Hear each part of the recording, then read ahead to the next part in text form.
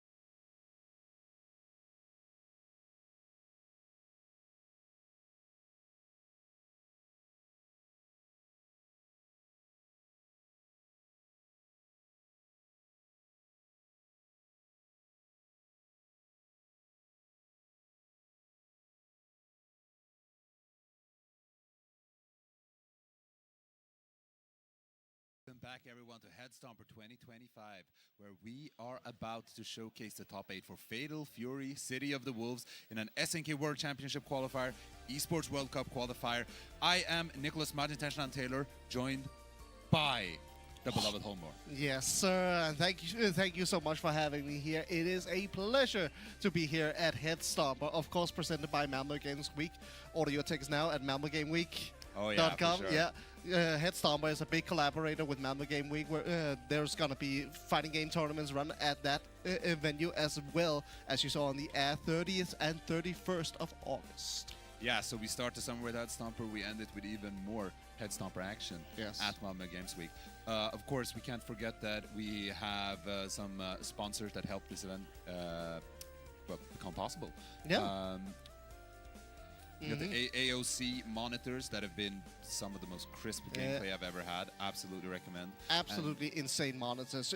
You mentioned earlier on the other day that the monitors actually helped you play Third Strike better just because of how fast they are with their response time. 1 millisecond of response time. It is insanely strong monitors. Yeah, I just want to mention for the record, I was gonna swap over to an SNK shirt, and then I realized, because I had one, and then I realized they're adding Ken and Chun-Li to the game. So what I'm actually doing here is telling SNK, you know, there's another character you should add. Here, we need more ninjas in Fatal Fury. There's a really good ninja here, please. Okay, thank you. So, yeah, and obviously Shark Gaming, another sponsor we have here, been providing us with some amazing gear. I believe the headsets. Yes, sir. Let's see if we can bring up the bracket here and take a look at the top 8 that we have coming. It's what a bracket, man. It's such a good spread. We have very good regional variety. We have 3 Mexican players, and then the other 5 are all from different nationalities. And there's so many players that come from different types of games here as well. We have Dave O, who, interestingly enough, I knew him mostly from Guilty Gear, but I was talking to him earlier today before we went into the bracket, and his favorite fighting game, and a game that he's been like really into, is actually the original Garo Oh, yeah, makes sense as well. I was looking him a bit up a bit earlier as well, and he has the results to show that he really loves these types of games as well. Yeah, he's been placing for years in so many different games, and he's gonna go up against Darkangel from Mexico, a seasoned SNK player. I've seen him play some KOF and everything. And on the other side, we have the ET from Taiwan. Insane KOF player, you know, won the biggest of the big tournaments several times, up against Leffen, who's also won the biggest of big tournaments, but not in SNK games. Yes, sir. Yeah, big melee player, and just general variety. Guilty Gear Strive, Dragon Ball Fighters. Yeah. And as we have known as well, Leffen has been a secret SNK player for a very, very long time. Not a competitor, but he has been playing, yeah. Yeah. And then in the loser side, another SNK god, Score from Japan, one of the best KOF players from over there, as well as Justin Wong, a like 15-time Evo champ or something like that, you know. Something like that. A lot of Marvel vs. Capcom in there, but a few other titles as well. And then, of course, we have WERO, ASAMIYA, and SHADOWX. They are both Mexican players. Extreme pedigree to both of them. WERO ASAMIYA in particular has traveled more internationally, and we saw a lot of him in KOF 15 in particular. Yeah, I want to circle back a little bit because you mentioned Justin Wong. The lore behind Justin Wong being here today at Headstomper is so good. Not in top 8, but in top 16, Justin Wong fought against Marn, another competitor from the Americas. And Marn was actually the one that convinced Justin Wong to join us here at Headstomper. And guess who Justin Wong had to beat to get into top 8? It was Marn. It was Marn, and man, it was a good set, but you could tell these players had played each other so much. Yeah.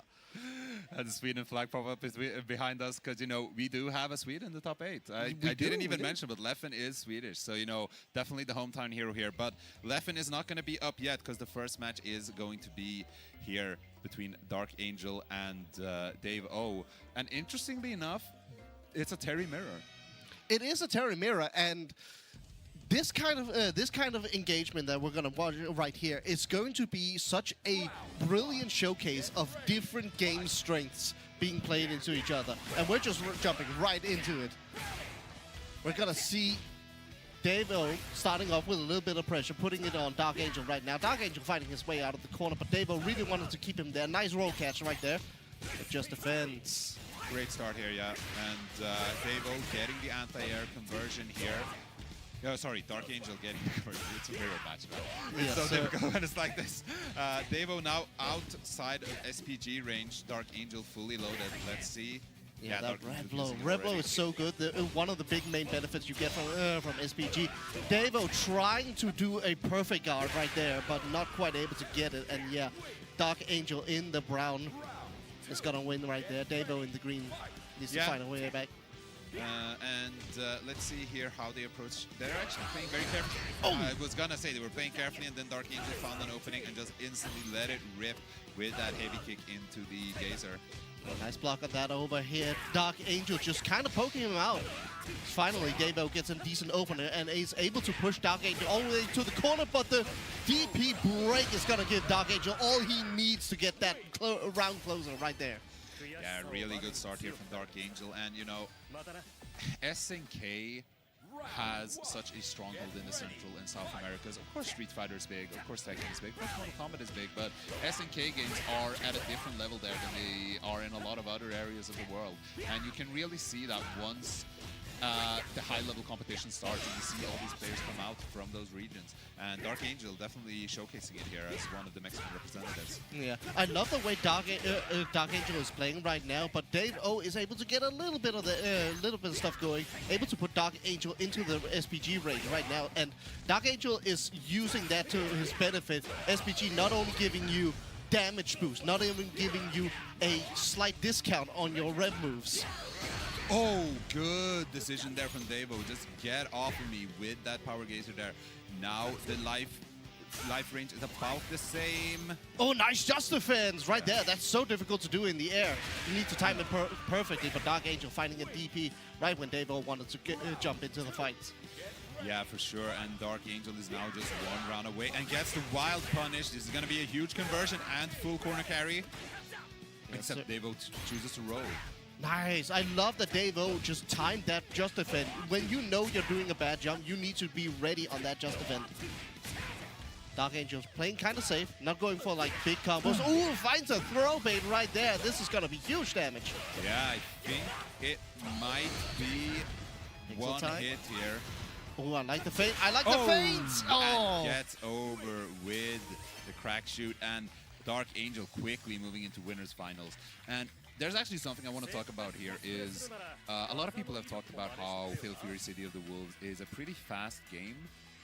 And, you know, even top 8s and such can go by quite fast since it's a first-to-2 game. And something that I had personally theorized about, and I also talked to Dave-O about, and he agreed, is it's a very offensive game right now, but there are so many defensive mechanics in it that once players start to embrace those and really hone their defense, you know, the guard canceling, the just defense and everything, then time-wise, it's probably gonna shape out more like other games that are also played first-to-2. Yeah, I absolutely agree. Right now, you may feel rounds going very fast, but once we get about half a year into the game, you're going to see the top players be able to defend against all the kinds of pressure we're seeing right now with just defense, with hyper defense, with guard cancels on point every single time. At that point, neutral is going to be a game of centimeters, micrometers, just absolute in the smallest fraction. Because you know, if you start autopiloting some of the pressure, you're just going to get blown up by it. Yeah, for sure. And right now, you are seeing a stark difference between the players who have really unlocked that defensive level and players who haven't. But once both players, I should say all players, when you get into the top 32s, top 16s and such of tournaments, embrace this, then I think it's going to really slow the game down. While, you know, you need to really fish for these opportunities where you get the big damage. That's basically what it's going to be. Yeah, absolutely. And as you mentioned, we're already seeing it in some matches already. I've seen multiple games go to timer scam, just because you can play so defensively, especially with characters like Hotaru, who has amazing run speed and really good space control. Sure, absolutely. Now we are going to see the hometown hero Leffen come up here, and he was actually already in the top 8 earlier today. He was playing Guilty Gear Strive, ended up in 4th place, so you know, he's even more hungry for that win now. Yeah, absolutely. I saw him earlier grinding games and grinding just everything you could want as a kind player, as Leffen is. He was grinding every single thing you should do. He was grinding his combos. He was grinding setups. And he even got some games against Hokutomaru, who is a character we're going to see a lot of in this top 8. And he was grinding specific situations just to know, okay, what can I actually do in these specific circumstances? Yeah, and that's just how it is when you're a top-level competitor, because he knows he's going to go up against ET. He knows ET's pedigree. But I've known Leffen for a long time, and I talked to him earlier, and actually yesterday, after the top 16, when he was locked in for top 8. And I asked him, like, so how do you feel about Kainen? And he was like, I mean, he's really strong and everything, but he does struggle a bit against Hokutomaru specifically. So that's why he's putting in that work, because if you have a matchup that is not in your favor or difficult in some way, then that's the one you need to work on the most. Yeah, absolutely. And we're seeing it round start right now. Leffen trying to create some space for himself, but ET finding the initial hit here. Little bit of a wonky hit, but Leffen might find a way out to the mid-screen again. Yeah, let's see what Leffen in the rear gets tagged by the rev blow that we've seen so much mileage out of that from Hokutomaru in this tournament already. Going back to the mid-screen right now, Leffen just trying to make sure the space is good, but ET puts himself into overheat, which is quite terrible for him right now. All right, now on the wake up, Leffen gets a clean counter hit, gonna get a good conversion and an okay situation here. Okay, ET just takes the hit. I love the way ET just found the small gap where he could just run away from Leffen, because Leffen smells blood right now, and he is chasing him down. If ET starts blocking too much, his guard meter is going to get broken, and yeah, at that point, you had no choice. You either had to reversal super, try to get out, or eat death. Yeah, for sure. And we are now seeing Leffen on a one-round advantage, but ET was actually kind of winning that round at the start. He really put himself in overheat. Leffen getting a good start here, setting up, but gets the punish on the landing. Yeah, it is really beneficial for Leffen right now to get ET out of SPG range. Hokutomaru, a character with not many reversal options, needs to rely very heavily on that super and his rev blow. So Leffen finding these opportunities to take control of the neutral game, and a big punish there with a wild counter. Since game one. Yeah, Leffen now up 1 game here against ET, one of the absolute biggest champions of SNK history. In particular in recent years. We might see Leffen going into winners finals here. That would be very, very impressive. Oh, nice anti-air there from ET. Gonna put Leffen into the corner, and this is where Hokutomaru wants you to be at. Not a lot of movement options, and yeah, it is so difficult to get out of Hokutomaru's air stalls. Absolutely, and ET really making the most of that opportunity, but Leffen ready with the reversal and goes under, reads the rev blow. What's coming next here? Overheat, but doesn't matter. Yeah. It is very easy to start being greedy once your opponent is put into overheat, because you feel like their options are slightly more limited. And while that is true, it doesn't mean that they're completely out of options. And yeah, a good mash there from ET takes that round. Oh, actually goes under with that. That was interesting. I love that Leffen is like playing a little bit cautious, not going into too much. You might think that super right there is a waste, but it generates a lot of rev gauge back for Leffen, and it does a decent chunk of damage to their rev gauge. Absolutely. We have seen a lot of kind players just opt to use the meter as a resource outside of combos simply for that reason. And, you know, Leffen making the same thing, sitting now at match point, 1 step away from getting into winners finals. Nice. Just a couple of small hits. Oh, nice run under from Leffen. ET not ready for it. Red Loop secures the hot knockdown. Oh, beautiful air stall there from ET. That is the name of the game with Hokutomaru. Getting massive, massive damage on Leffen here. What is Leffen gonna do? Hard knockdown. Leffen has to guess. Finds a reversal super. Now it's his turn. What's he gonna do with his Oki situation? Finds a small hit. Orb not able to hit. But he's just running up, pressing heavies, and fainting them right after to keep them plus. Yep, and there's the anti-air. Beautiful stuff. And he should be able to close it out on this one. He does. It's 1-1. Yeah.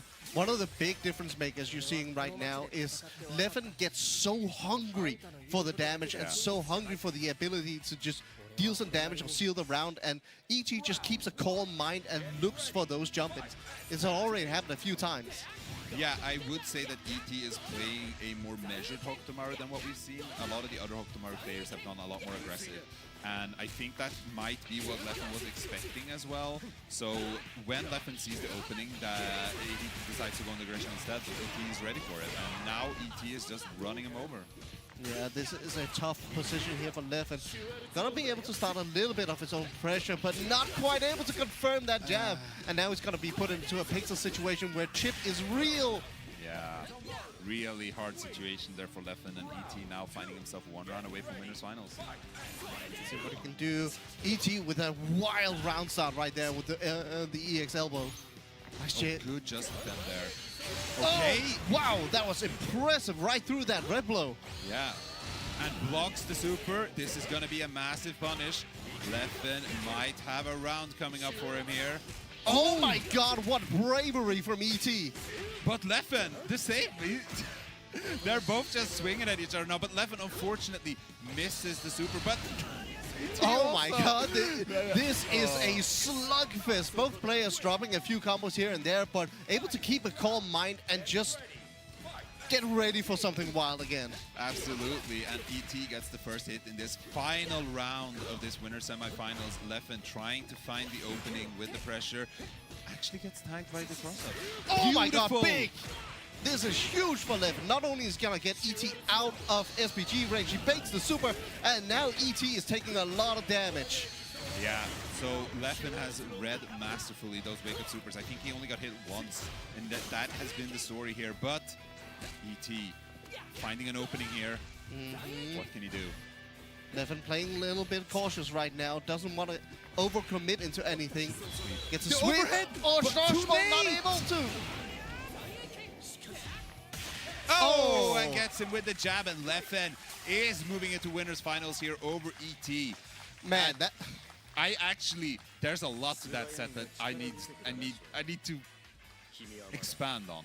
Because I was speaking to Leffen about how well it's gone for it. Yeah. And how to use Kain and everything. And he told me, because I was like, you're running everyone over, man. Like, what's going on? You're not the only Kain player. Like, what's going on here? And he was like,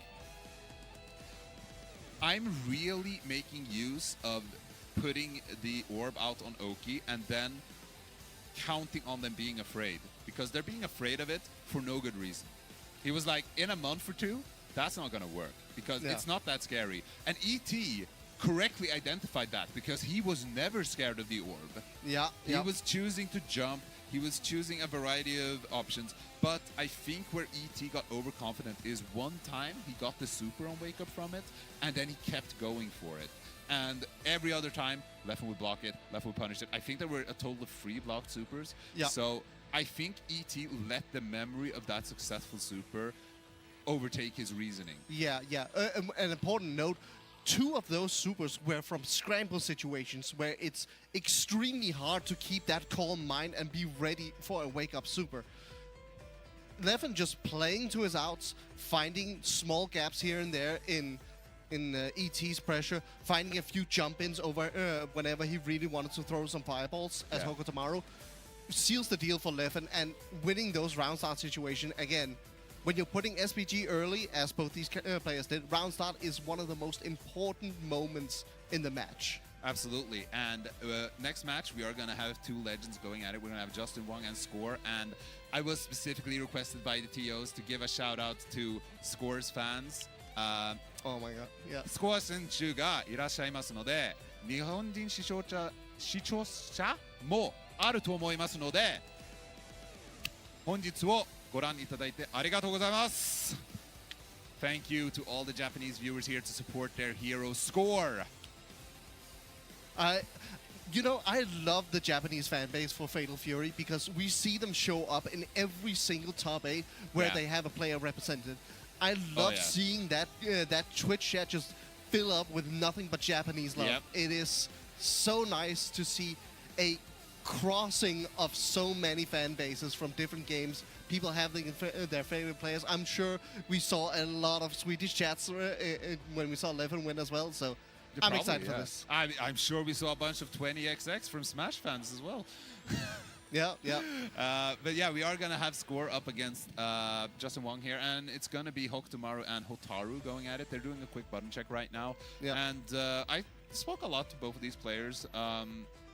Not specifically, I didn't actually speak to them in advance of their matchup specifically, but I talked to them like before the whole bracket and everything. And yeah, as you were mentioning earlier, the whole story of why Justin came here is because, as Justin himself put it, Marn sold me on the dream.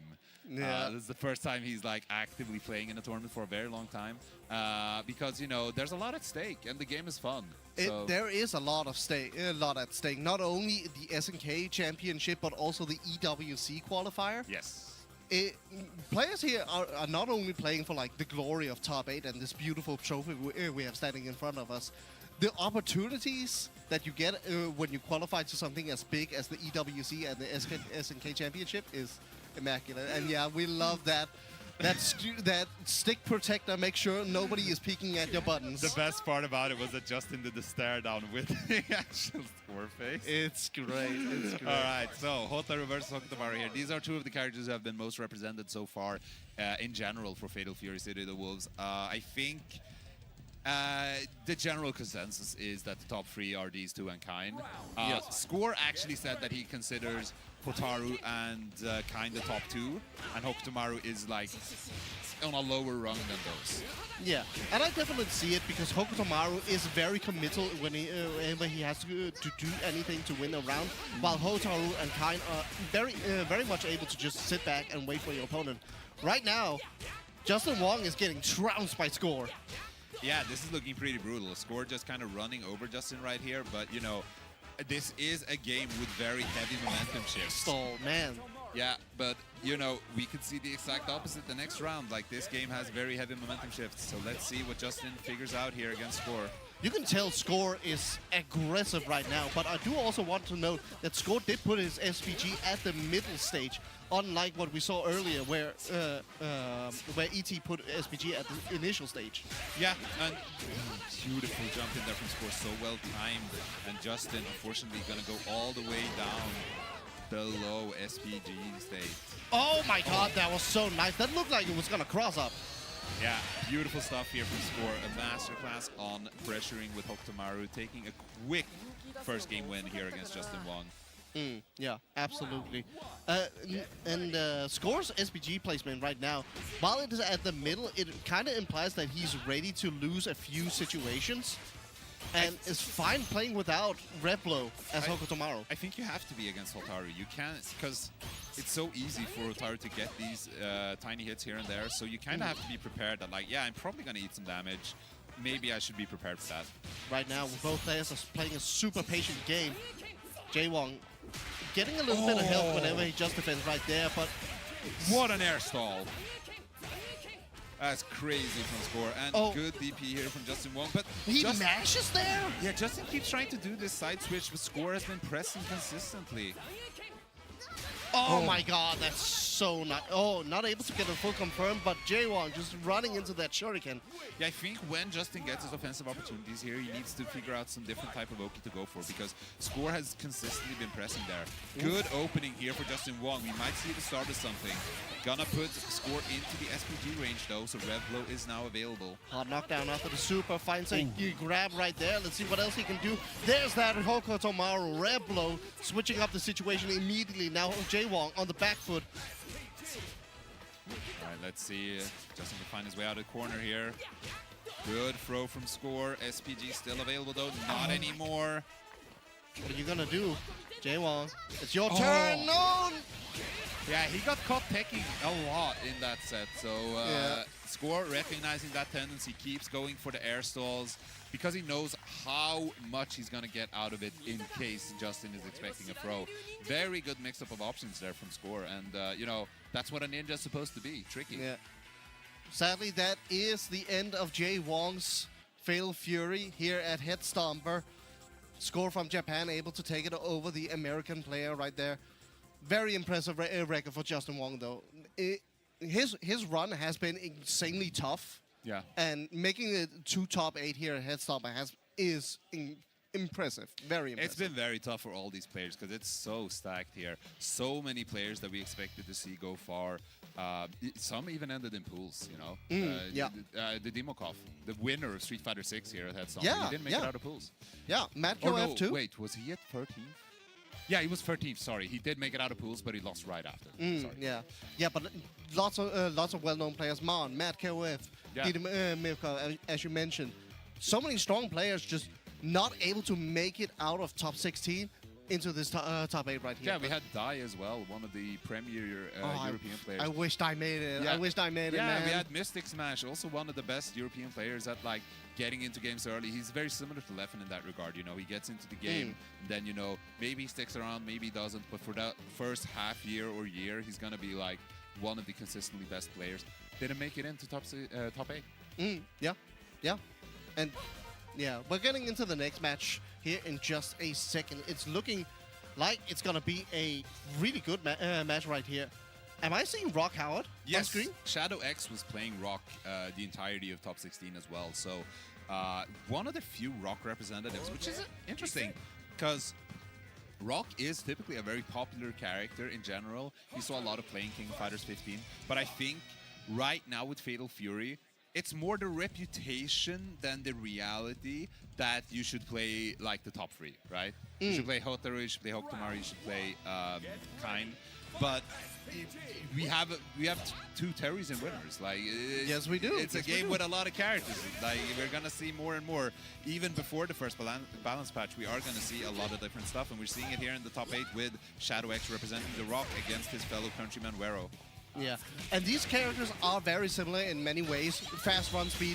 Oh my god, what an answer to that! Red blow! Yes, and this is the kind of stuff we are going to see more and more of as the game develops, because these moves are in the game as natural counters to rev blows, and that was a masterful showcase of it from SHADOWX.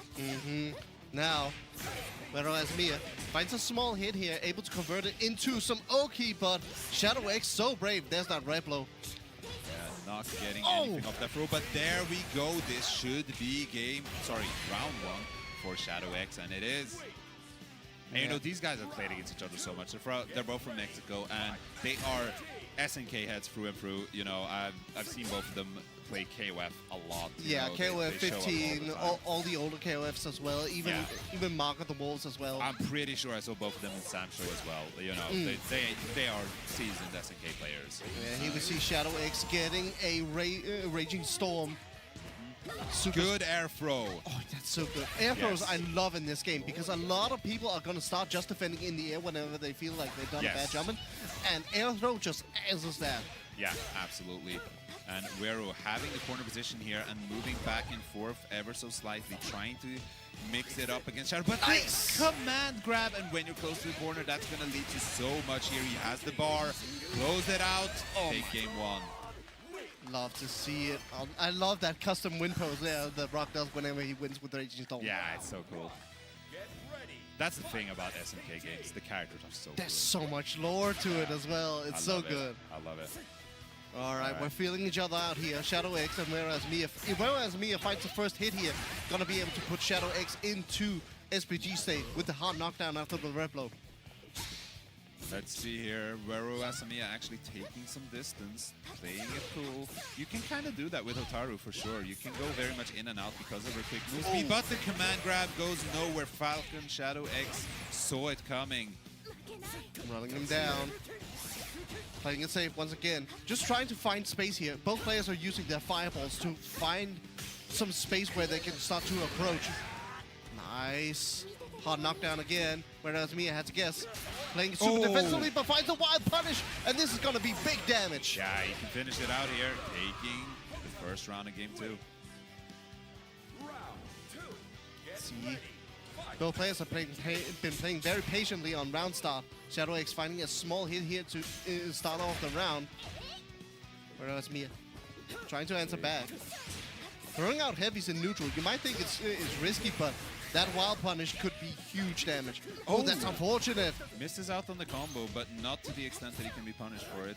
But WERO manages to get the corner position here. Very good start, gets the jump in. What's the follow-up gonna be here? A lot of damage coming out, opts for the super. Yeah, makes sense. Hard knockdown, SHADOWX has to guess. Could use that SPG for a red blow. Okay, just keeping the pressure going. Fishing for something. Yeah, they're just trading small blows right now, trying to find a way to end the round. There we go!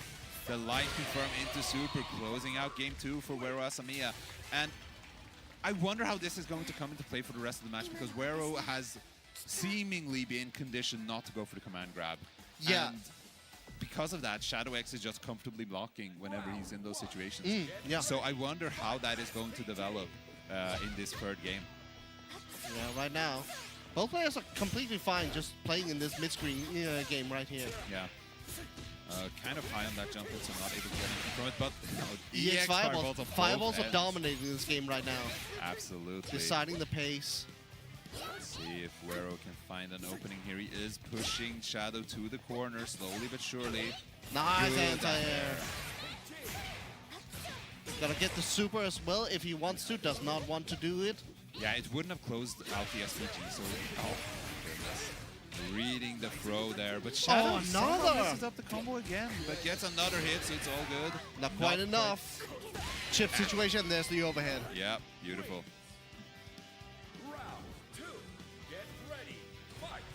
Alright, SHADOWX looking very strong right now. See what he can do. Just pressuring with some small buttons again. Nice normal throw. Not a command throw. Command throw does have a little bit more startup. Yeah. There's another throw. Runs away. Back to this patient game. Yeah. Oh, that could have been massive, but that is gonna be good stuff for WERO and the corner position here. SHADOWX is in one-touch situation right now. If WERO ASAMIYA decides to use that hidden gear super. Even without it, if he gets the right type of starter here. Oh, that could have been it, but it was a little bit too high up to get that follow-up. Neither player able to get a full confirm right now, just trading with the pokes. Yeah, that's gonna be it. Doesn't even need to burn anything, and both players now on full resources moving into this final round. WERO ASAMIYA really wants to win this round, so let's see what he's gonna do to make sure it's his. Let's see. Really wanted that wild punches there, not able to. Meeting each other in the air constantly, both these players on the exact same wavelength. Absolutely, they are playing a very methodical neutral here. And just trying to keep themselves relatively low risk to not get hit by something big. Not enough. Taking a small hit, but WERO, that is chipping away at so Shadow. Scary. It's so scary against Hotaru right now. Okay, corner position. Hard knockdown, no more well. SPG. Oh my god, this could be huge. With the SPG boost, is this going to be able to kill? This might be enough. No, I don't think so. Not quite. Quiet. This is such a bad situation, and he gets it with the low. SHADOWX takes out WERO ASAMIYA from the running, and WERO gonna have to end up in 7th place here. And it's a bit of a heartbreaker if you know WERO's history, because he had such a struggle qualifying for the SNK World Championship in KOF 15, the 2023 one, and he kept getting 2nd all the time. And you know, 7th isn't 2nd. He wasn't as close to the goal here, but it's been ingrained into my mind that every time WERO doesn't qualify, I'm like, man, not again. Yeah. It is unfortunate, but yeah, we're gonna be seeing a lot of really strong players now. Yeah, some of the matches have been a little bit one-sided. Now, I don't think we're gonna see that at all.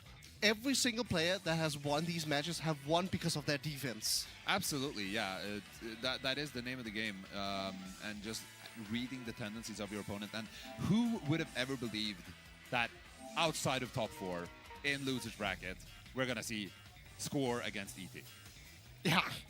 Hello. Yeah. If this was any other game, these players would be winner side.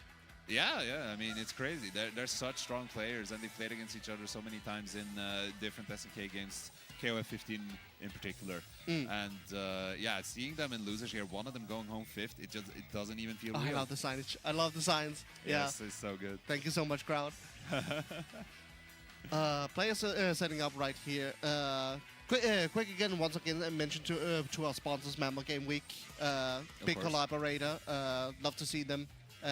Can't wait to see what they're gonna do with HEADSTOMPER at the Malmo Game Week. Yeah, it's really cool that they're embracing this gaming culture. I really appreciate it, because HEADSTOMPER's been around for a long time, so seeing this renewed support, it's just amazing. So I'm really happy to see Malmo Games Week collaborating with HEADSTOMPER. Yeah, and it's not only just gonna be like fighting games and stuff like that. It's gonna be all sorts of like nerd culture stuff. Like it's gonna be board games. It's gonna be anything you can imagine. Basically, if you're here and you like what you see, you're gonna love what they're doing at Malmo Game Week. Absolutely. Yeah, so anyone who has their way around Malmö at the end of August, make sure to stop by Malmö Games Week and get some more HEADSTOMPER action in there as well. But right now, we are at the main event of HEADSTOMPER, and we are going to see a mirror match between 2 of the absolute strongest Hokutomaru players in the world. Yeah, we mentioned it yesterday, but this matchup is very interesting in the way that Hokutomaru is a character that decides when he wants to go in. But in exchange, his defensive abilities are very much more limited. Yeah, he's very much an aggressor, and that can make the mirror match very, very taxing to play. Yeah. It's going to be really important to see where the players have placed their SPGs. If they're both on round starts, which they are, we're going to see a fight for the round start game. Yeah. Right now, we're just doing a quick button check right here, but both players with a statement that I'm going to win round start. Yeah, they're going to go full aggression. That's all there is to it. And I mean, that is how you want to play a Hokutomaru to an extent. When I say full aggression, I don't mean like just swinging. That's not what I mean. But you want to be in control of the pace of the game the entire time, whether that be through, you know, pressure on block, air stalling with various options, the teleports, the shurikens. All of it is an aggressive option, but at different parts of the screen and everything. And Hokutomaru, especially up close, has a bit of a problem with people pressuring him. That's why he has these different options to make sure that people don't end up in that spot. And that's what makes this mirror so strange. Yeah. One of the big things we're going to be on the lookout for is any player deciding to throw shurikens. That is going to be the big opener for a lot of these engagements, I believe. Yeah, I think so. And you know they're both going to do it at the start, but how are they going to mix it up? That's what the question's going to be. Yeah, here we go. Falcons ET versus Score. Okay, let's see here. Score going in carefully, though. There, we're starting to see the shuriken game here from ET side. Yeah, nice. Good tech. There's an opener. Runs away.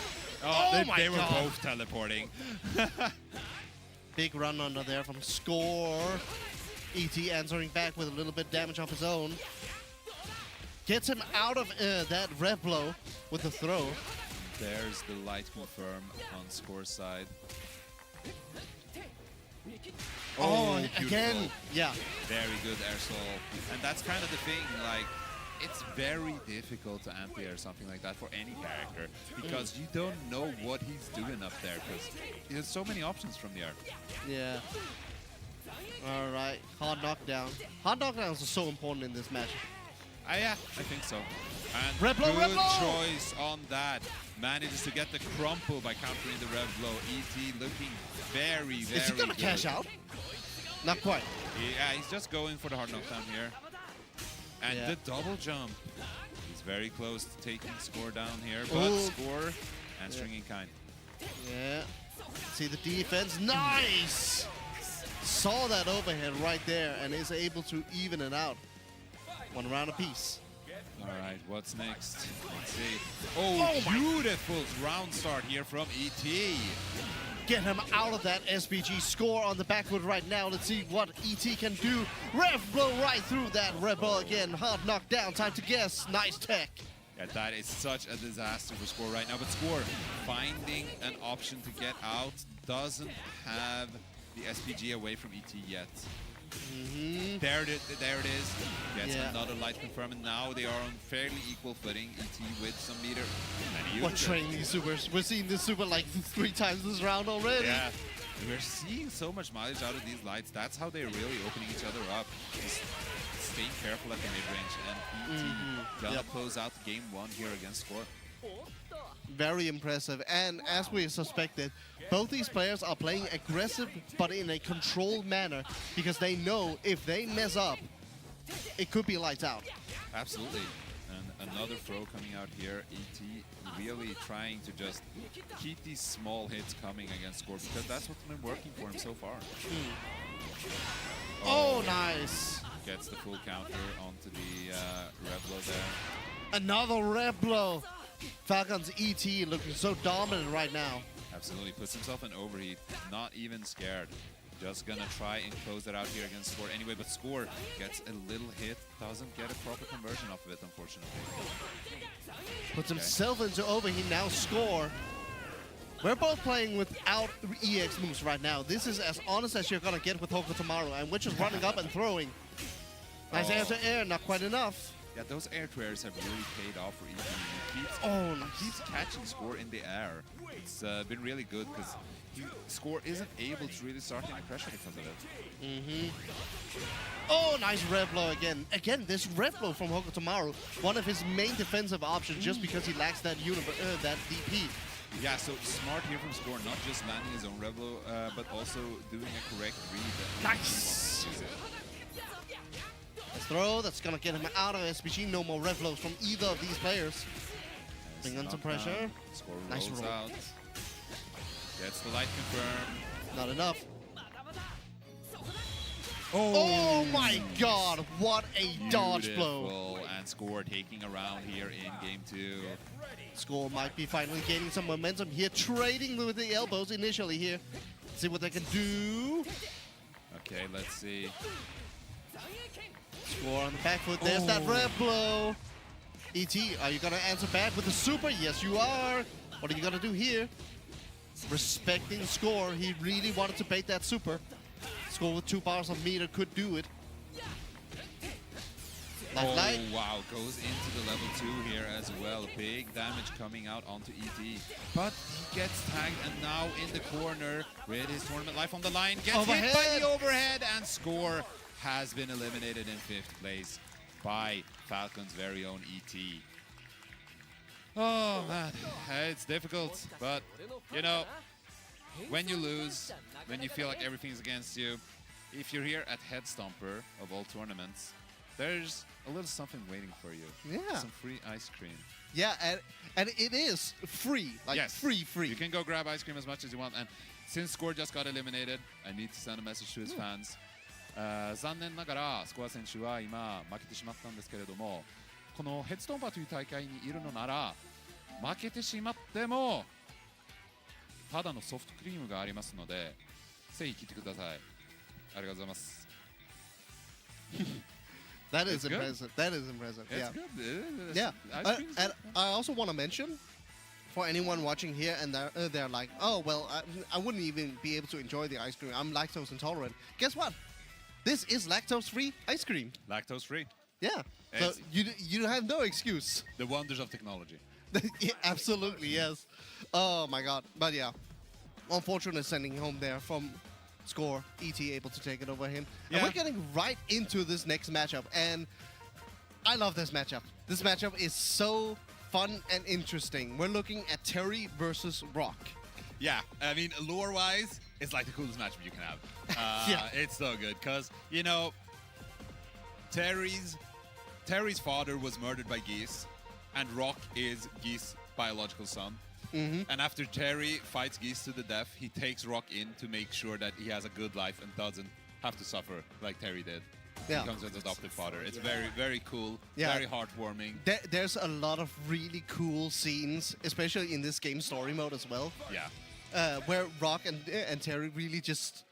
You get to see a lot of their character, and we're going to see a lot of these players' character and how they're going to play this. These characters play very similarly in this game, Rock Howard being the exception to Terry because Rock has access to a command grab.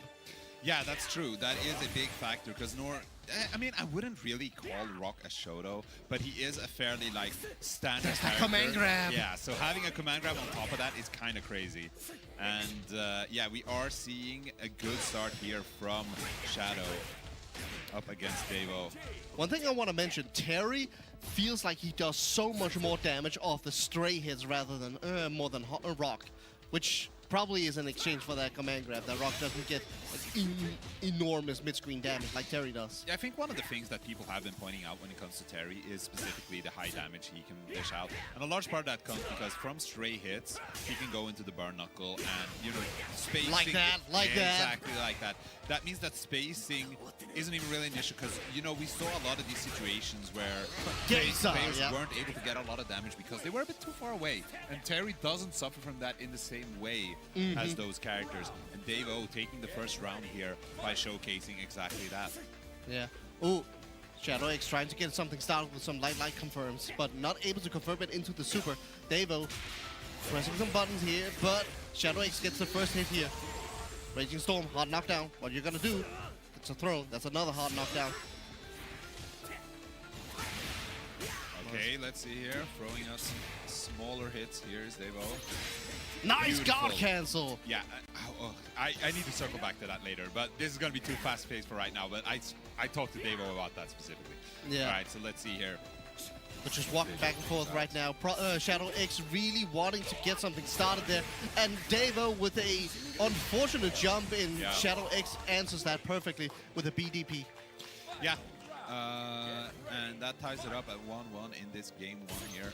Devo trying to find anything.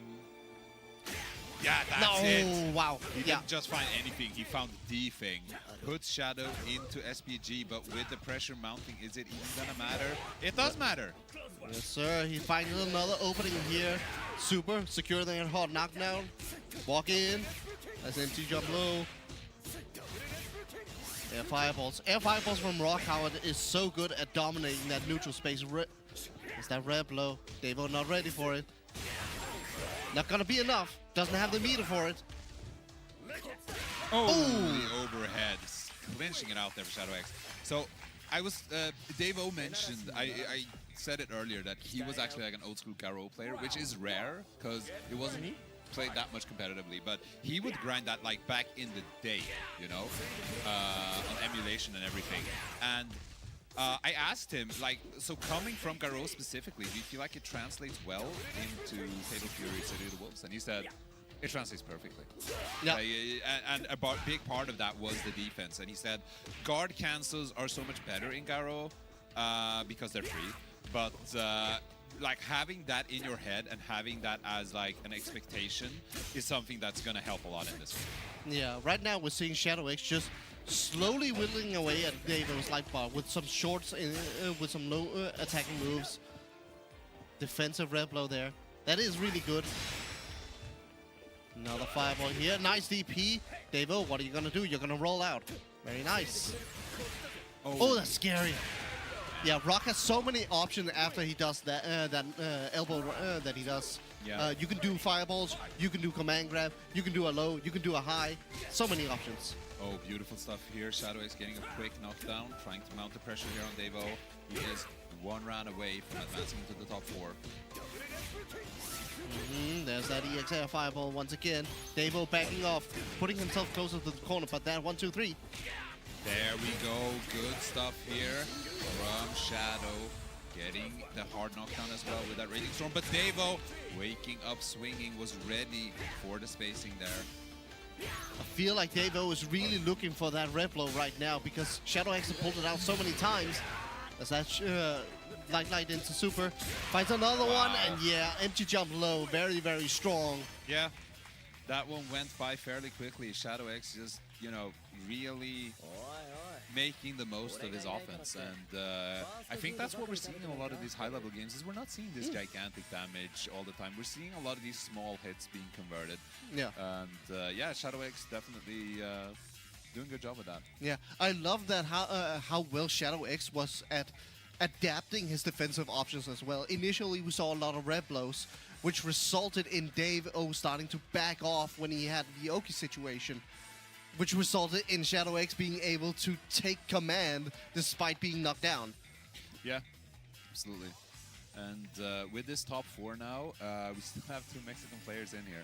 So we have 2 Mexican players, 1 Swedish player, and 1 Taiwanese player, which is very interesting because if you told people, even if you told them it's going to be a tournament in Sweden, and you're going to be like, who do you think is going to be in that top 4? People weren't going to say, oh, I'm sure a Swedish player will be in there. Yeah, generally not. KOF and SNK games generally has like an enormous following in the Americas and especially in the South Americas. It hasn't really taken off as much in the European regions. The Asian territories have also been very avid in KOF. Big notoriety in some players like Shanghai. Yeah, but it's a very international game, and you know, if you look at SNK specifically, we have Bubblen, who has qualified for the SNK World Championship, the current one. So I mean, it's not like it doesn't exist, but it's more if you knew that, like, okay, its score is gonna be there, WERO ASAMIYA is gonna be there, ET is gonna be there, Mad KOF is gonna be there. You know. You're gonna be like, I don't think a Swede is getting into that top 4. Yeah, but here he is, and it's not Bubblen. It's Leffen. Yeah, and Leffen has been grinding this game incredibly hard. Even more than Strive recently. Oh yeah, for sure. Despite Leffen being as strong as he is in Strive, Fatal Fury has been his main focus for ever since the game came out, basically. Yeah, I mean, that's the thing. I speak a lot with Leffen, and his main thing that makes a game fun for him, it's of course it's the mechanics, it's the game-based characters. Like, the same for everyone. But even if he finds all of those things satisfactory, he's not gonna play that game. Because what makes a game fun for him is the competition specifically. So he needs players. Yeah. That's what he cares about the most. He needs a big scene, a lot of players, being able to just hop on and play a game whenever. Yeah. That's what's important. And Fatal Fury has managed that. Yeah, and also importantly, for someone like Leffen, I also know, it has to be strong players. Of course. Yeah, it's one thing to jump on a game and always have someone to grind with, but it's another thing entirely to be able to grind with the strongest player in the world. Yeah, and seeing, like, obviously the SNK really strong SNK players, they're masters of their craft. Obviously, nobody's gonna say like, oh, they're just winning because the game, you know, they're the only ones playing it, or whatever. Like, that's never been the case. Everyone knows they're amazing players. And then on top of that, we have all these players from other games coming in as well for Fatal Fury City of the Wolves. And that makes it an extremely competitive environment. And that's exactly what Leffen is looking for. And he's going to find it here in Winners Finals against Dark Angel, one of Mexico's absolute strongest players. Let's see how this one shakes out. Leffen getting started early here, winning that round start, which makes sense with that SPG placement as well. He's really gunning for that. And there's the Replo on Replo. Huge starter here for Leffen. Let's see what kind of damage he's going to be able to do. He does have access to a super, and is it going to be enough? Not quite. Not going to go for it. Beats the DP. That's something that I've been looking for a lot and that I really appreciate. And I know Leffen has probably been labbing to just me that when you have your opponent in SPG and you're scared of their red blow, having an option where you know you'll be able to cancel into a red blow to respond to it. And that's what we saw there from Leffen. That's very, very, very safe. And even now, like, he doesn't even need to worry about the SPG in this round. He's just running over Dark Angel here, and that's basically a perfect. It is a perfect. My God, that was like 30 seconds! Yeah, that was a masterclass from Leffen, and we did see a lot of what ET didn't give him, what I talked about earlier, where Dark Angel was respecting the orbs. And that's kind of what Leffen is counting on players doing. Oh, unleash! It gives him a lot. This is what Dark Angel needs. Very strong start here from Dark Angel. Not quite enough to get Leffen out of SPG, though, but that wild punish is going to be enough. Wonderful, wonderful stuff here from Dark Angel. Got the corner position. Leffen come out swinging with the heavy. Impressive pressing there from Dark Angel. Kine is one of the few characters where if you break his EXDP, he is plus. And here we go. He is moving in, but the DP, yeah, that is not a safe jump, and Dark Angel taking first round here of game 2. Good awareness from Dark Angel. Man, I've seen Leffen do that round start option so many times where he just goes with a 2C immediately on round start. Yeah, I mean, why not? It's a great button. It's a great button. You get so much out of it. And oh, that's unfortunate whiff there. Far away. Unfortunate there for Leffen. That would have been a huge swing in life. But he finds another super regardless. Knocks down with a red blow. Time to guess. It's so scary. It's so scary right now. And Dark Angel not quite going to be able to. It gets counterpoked into the pre-DP break. Yeah, and it's looking a bit rough now for Dark Angel. Even though he was so strong that first round, he looked a little bit lost in the second round. So let's see if he can figure out good offense here. But that is one of the strongest options that Terry has, is the fade, because it's such a high to middle move that he's doing, right? And being able to bait the opponent with that is so yes, good. Sir. Nice. Leffen went for that DP break, not able to get enough for it. Dark Angel finally getting something going, but Leffen rolls out and immediately supers. Now Dark Angel is in a precarious situation. Leffen with no red blow to answer that. Yeah, this time he didn't have it, so it's not possible. But what a good reversal. Let's see what he goes for here. And the explosion actually works out for him. Oh my God. Kine gaming right now. Pixel Life. Jump in. Leffen 2-0 in Winners Finals of Fatal Fury City of the Wolves. Yeah, we are in a first to 3 territory right now, so Leffen is going to have to do one more if he wants to. Nice dodge blow there. Yeah, Kine players love to use that red blow, especially in neutral if they see you go for something committal. Absolutely. Dark Angel was fishing for it, and he got him. Hook, line, and sinker, and getting so much damage here. But Leffen with the Abara jab, but too far away. That happened one time earlier as well. I wonder if it's something specific with Terry, or if Dark Angel is just simply spacing himself to a degree where Leffen won't be able to follow up properly. Oh, nice run under. Leffen trying to make something happen. Big moves in neutral here from Leffen right now. Able to put... Nice. Okay, Kine pushing into the corner here. Oh. Front throw, not a back throw. Okay, it's so crazy that he gets overheat time. It's actually an Good overheat tech. though. 2, 3. Yeah. Oh, he's going so aggressive. He wants that. Dark Angel really wants that burnout. Yeah, Dark Angel is making full use of Leffen being in burnout, but Leffen getting a massive follow-up here, super into super. That's gonna give him so much rev gauge back as well. Yep. he didn't have any rev gates, so he Power opted for Geyser! supers. And Dark Angel with the bait there, trying to get him to jump in. Got him. We just saw an incredible momentum shift right here. Dark Angel suddenly answering most of Leffen's full screen options, and even managing to bait some out. Yeah, definitely. Definitely seeing Dark Angel getting a lot more comfortable in the matchup and Leffen being less able to push in. But as I say that, he gets the small jump in there, gets good situation from it. I love that Dark Angel suddenly has become a lot more brave against those orbs, pressing buttons, even when he's on the corner. Yeah, and we are seeing a very high level of aggression here on block from Dark Angel, really forcing Leffen into overload, which is exactly where he wants him. Because it makes Kind's options so much worse, because he can't follow up with the EX. Just defends all of it. Building back HP as well. He is in overheat as well, just like Leffen. But Leffen doesn't really have access to blocking right now, because if he does, he's gonna explode just like that. Yep. And this, we're seeing the fruits of Dark Angel's labor. He used a lot of time there to try and figure out what is Leffen exactly going for. And now he started figuring out how to put him on the back foot, how to force him first out of SPG, and then force him into overheat. Big counter hit here from Leffen. Is it enough to get his game plan started? Getting some plus frames off that orb. There's the throw. Orb is out. Oh, big hit for Leffen. If you notice, yeah, Dark Angel went for the Revlo there, but Leffen blew it up with the super. And now Dark Angel is the one who's in overheat instead. Let's see how Leffen decides to pressure this. That is a guard crush. Doesn't get any follow-up from it. That's unfortunate. Oh my god, it's Dark Angel. He has the super.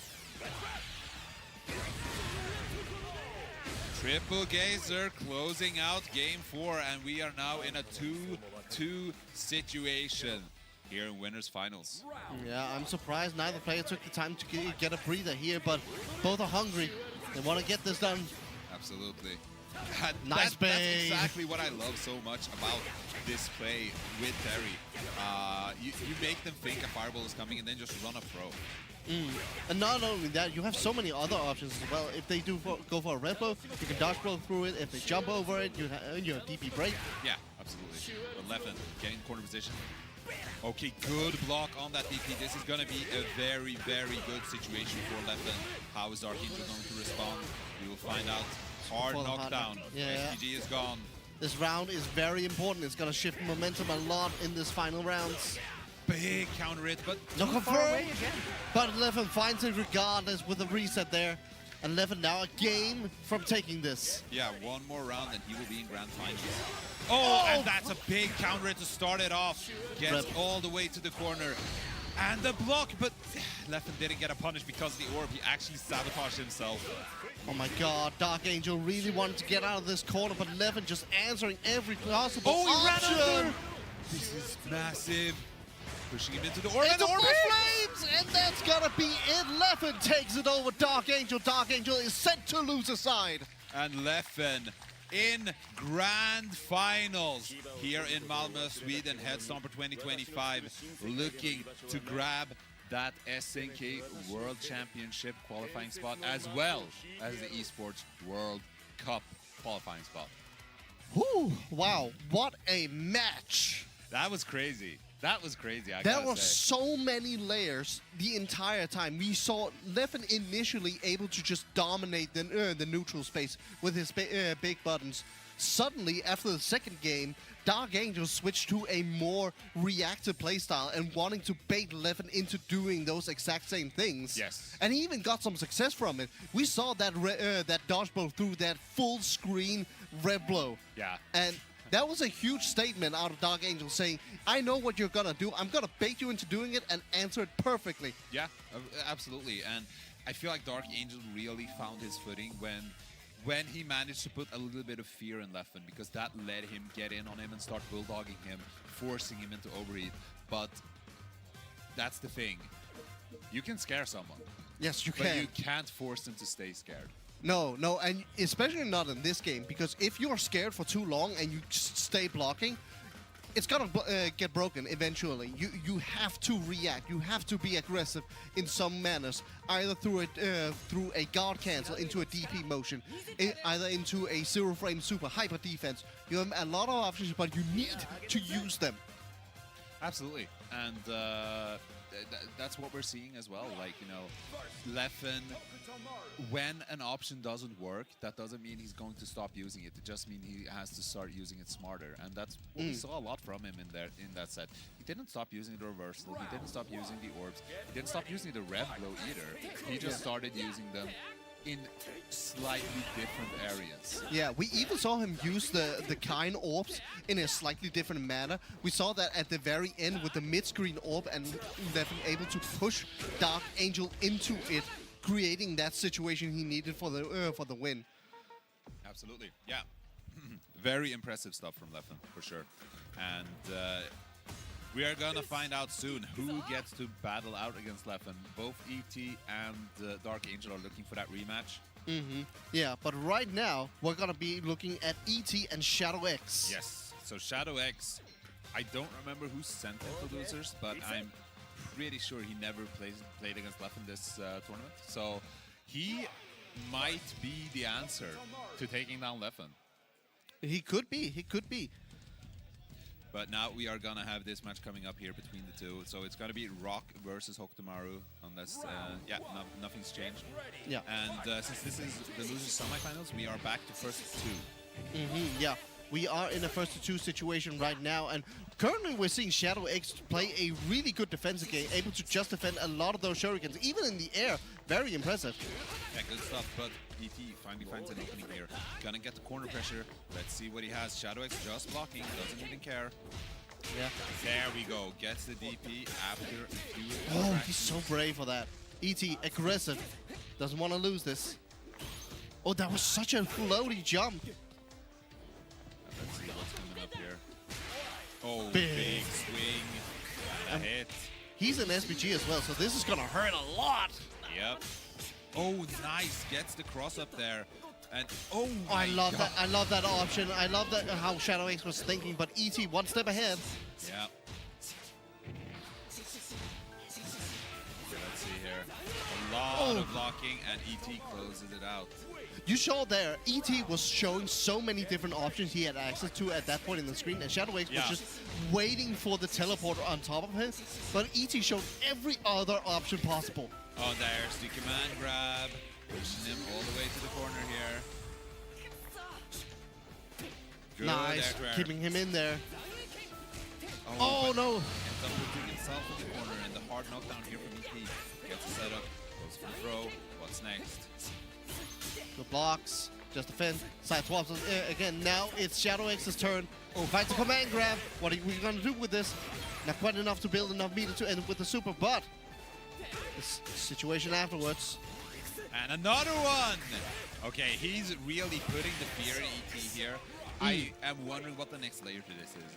Because eventually he is gonna force ET to either, you know, backdash or mash or jump. And what is SHADOWX looking to do as a response? That's what I'm curious about. Yeah, we've established layer 1 of the defense and offense. Now it's time for the layer 2. What are you gonna do? We will see. Shadow getting good air-to-air once more here, trying to push in on ET, and that was such a good decision. He wasn't confident in getting a combo at that height, so just went for the command grab, and ET had to eat it. Hidden gear as well, so gonna get all of the rev gauge back. What's gonna come up next here on the wake up? Let's see. Not the best Oki situation that hidden gear super gives you, but ET finds the answer to that red blow, but only gets a single hit of that 20-hit super. Because he goes so high up. Sweep. Tries to make something happen. Both players on a pixel. Next hit could seal it. Light super. Is it enough? Yes, sir. It is. Good stuff here from ET, but that was really close. Like, could go either way. Yep. SHADOWX is still in it. Taking a moment to breathe here. SHADOWX. What's he gonna do on that round start? ET being immediately aggressive and finds a low hit here, able to push SHADOWX into the corner. Good answer and keeping him in there. Throw. Time for a hard knockdown situation. What are you gonna do? SHADOWX eats another throw. Needs to find a different answer. Walks under, but gets red blowed for his efforts. ET finds another small hit. Not quite able to end it in super, but he's looking so strong right now. He could even take some risk if he wishes to. There's that throw. Oh my goodness, yeah, ET just kind of running. Air throw! Air throw. That option had not been represented at all. He knew that SHADOWX liked to go for the air-to-airs instead of like anti-airing with DPs and such, so just waiting for it and going with the air throw to close out that round. ET one round away now from taking loser semifinals. Oh, and there's that! There's the answer. I was thinking that SHADOWX would already mix it up in anticipation, but he didn't. Yeah, and ET answering back with heavy damage and able to do a lot more now. Is it going to be enough to seal the game? I do believe it is enough. And just like that, ET sends SHADOWX out of HEADSTOMPER. Yeah, SHADOWX ending up in 4th place here. Obviously a very, very strong showing, but yeah, ET just taking it. And that means losers finals is going to be between ET and DARKANGEL. Yeah. Yeah, and that's going to be an interesting one to watch as well, because both these players have a very different play style. Yeah, I think ET is a lot more methodical, and we were saying it earlier, he's less aggressive than a lot of Hokutomaru's that we've seen. Not in a bad way at all, but he's a bit more measured in how he approaches. DARKANGEL, I think, is also measured, but I think one of Terry's big strengths is that he is able to kind of bulldog the opponent, and he did lean into that pretty heavily against LEFFEN, which I think was the right call. Yeah. So it's going to be interesting to see how they adapt to each other here, because if ET still opts to be a bit more methodical and wait and see, that's the type of playstyle that can be susceptible to a more offensive bulldog type style. Yeah. So we'll see how ET decides to approach against DARKANGEL's gameplay here. Yeah, we are in a 1st-to-3 situation right now, so we're going to see a lot of development in this match. We're going to see both these players have already shown their love for doing feints in neutral, trying to bait the opponent into doing something specific, and I think we're going to see a lot of it. Both these characters have some of the best feints in the game. Hokutomaru with his air stores, with his ability to switch up where he's going to teleport, how many shurikens is he going to throw, is he going to throw them up or straight away. Terry with the feint, Burn Knuckle with the feint power wave. A lot of heavy reactionary stuff are we going to be looking at. Yeah, absolutely. And I'm excited to see what they're going to throw at each other here. All right, we're getting into it. It is nice. Not that anyone thinks Terry is weak. I don't think I've heard anyone say that. But it is nice to see Terry this high up in a tournament, because the game's still new. But we haven't seen that very much so far. It's usually, you know, a lot of Hokutomaru, and obviously Kainen Hotaru. That's like, and Marco, of course, you know. Oh my god, he gets that confirmed? Yeah, good stuff here. DARKANGEL gets hit by the rev blow into Crumple. Massive damage coming up from ET. Builds just enough meter as well. Guessing situation, nice. Not gonna be enough to kill. ET needs one more opening. Takes that throw, nice. Let's see what he can do here. Oh, gets tied with a counter hit, and that is gonna be a very fruitful juggle for DARKANGEL. Next hit could kill. Oh, not quite enough. Yeah, finishes it out. First round goes to ET. Already seeing a lot of ET deciding the pace of the match, and DARKANGEL having to respond to it. Yeah. Oh, beautiful, beautiful stuff from ET. Really good baiting there, jumping forward and then opting backwards just to catch DARKANGEL. Oh, nice. Yeah, big gamble on the rev blow there, and DARKANGEL getting a full punish off of it. Just a regular power gazer, didn't want to use the hidden gear super, wants to save that meter, which makes a lot of sense. Level 1 supers in this game are very, very damaging. There's that guard cancel into rev blow, but ET not able to answer it. Oh, beautiful stuff here. DARKANGEL cashing it out, taking the second round of our game 1. Get ready, fight. Oh, that could have been huge. Yeah, but no proper punish there from DARKANGEL. That's unfortunate. Nice, minus frames into super, yeah. Yeah, the Abare into the super right there. Puts DARKANGEL in SVG territory, but I don't think he even lands. Yeah, he is in SPG, and it is up to ET to answer back. There's that nice DP. Red blow out of the ET. Doesn't go for the second one. Now Dark Angel on pixel health. Yeah. Deep jump in, and ET uses that to take game 1 here in the losers finals. Very nice. Honestly, I think this is somewhat to be expected. Hokutomaru, the ET able to decide the early pace of the match.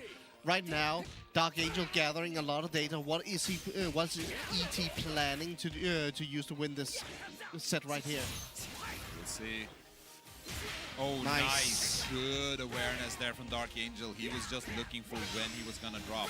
And gets the counter hit. This is gonna be huge damage. Watch that rev gauge though.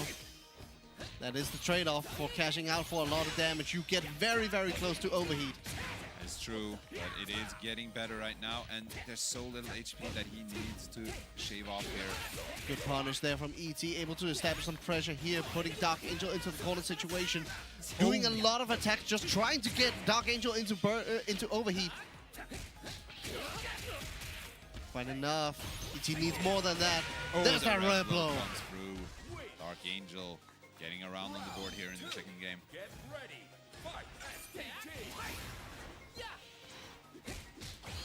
Nice, got nice.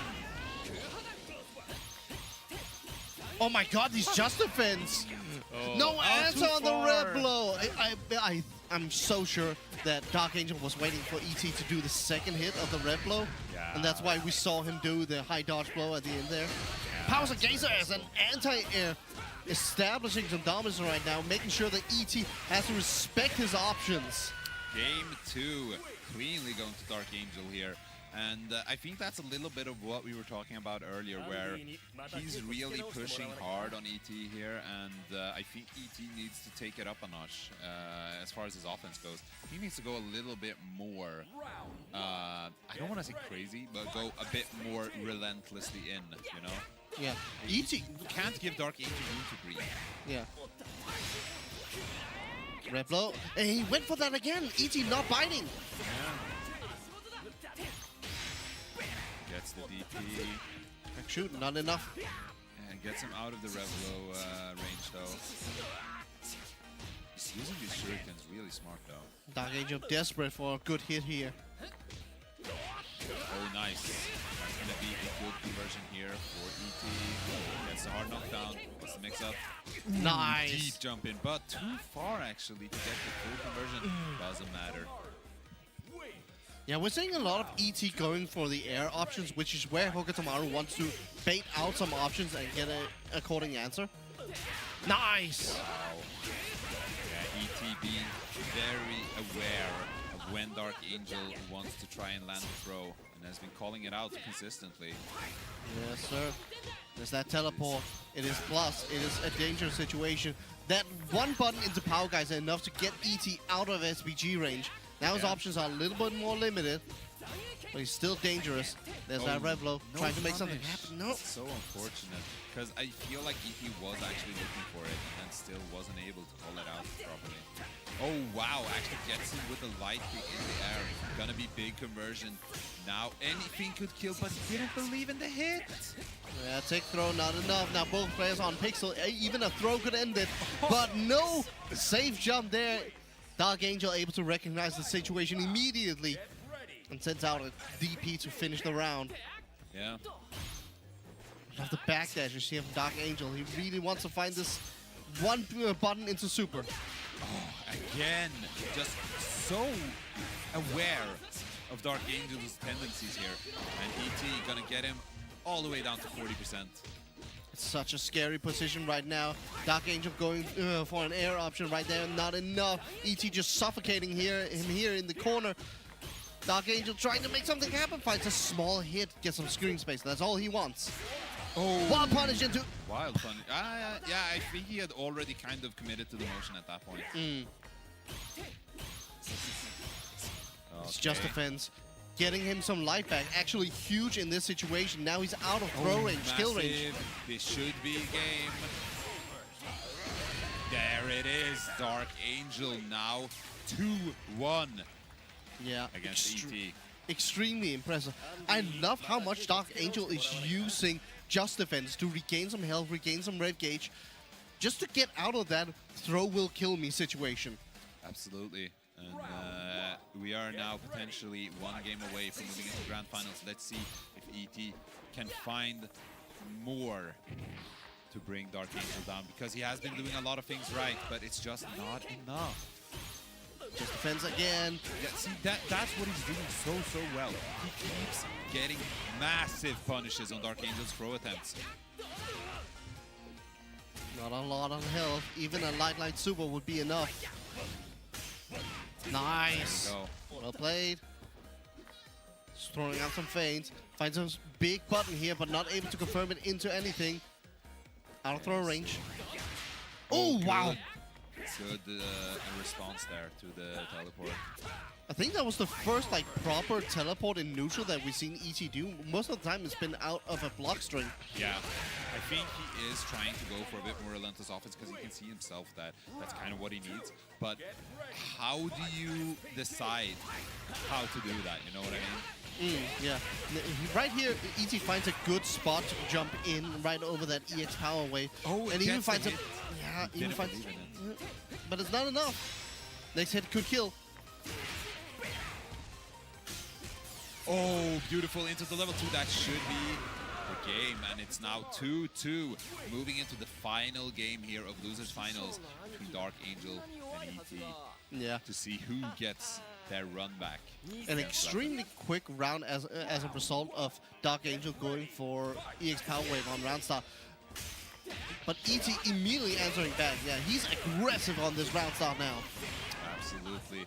But we've seen this happen so many times already. Like ET starts off so well, and then Darkangel finds something. But right now, ET's momentum is undeniable, and he blocks the DP. Amazing first round here of Game 5. Is ET going to close it out? His confidence is high. Let's see what kind of round side he's going to go for. Decides to play it safe this time. See if Darkangel is going to answer it back. Replo. Time for a knockdown. Good tech again. Darkangel's been on point with these techs. Using those shurikens to deny space, but unfortunately Darkangel gets through anyway. About half HP off that big hit. Darkangel is now going to be in a one-touch situation against ET. And huge bait. Just does it to style, man. He doesn't even need to, I think. Yeah, that was... I think Darkangel is starting to feel his groove. Yeah. This could be a huge round start. Oh my god, what a... Darkangel saw that coming from a mile away. Yeah. Oh, gets him with the jab, leading into target. Power wave, nice run under. Wow. Are we gonna see a power wave at the end? Yes, sir. This is damage. Yeah, Darkangel pushing so hard right now. ET in a corner position, gets the teleport. What's coming next? Misses the cross up. But corner is now in ET's favor. Throws him out of that Replo. Not enough. Oh, that's good. Gets out of the corner from doing that. Oh my god, that's gonna be enough! Darkangel is gonna take ET down. And ET eliminated in third place, with Darkangel from Mexico moving into grand finals to try and get his revenge against TSM's Leffen. Yeah, we might be seeing a Fatal Fury specific rivalry brewing between Darkangel and Leffen right now. It's possible. I know Darkangel is definitely fiending for that run back. He wants to show that. Oh my god, it could be so good because we're already at such a high layer of neutral between Darkangel and Leffen, and I'm excited to see what's gonna happen. This grand final is gonna be insane. Yeah, it's one thing to play someone for the first time, or at least first time in tournament, and feeling each other out, trying to figure out where to go from there. But now, both of these players have a lot of data, and we are gonna see what Darkangel brings to the table here, because I feel like the story of the last set was that Leffen had the winning strategy at the start.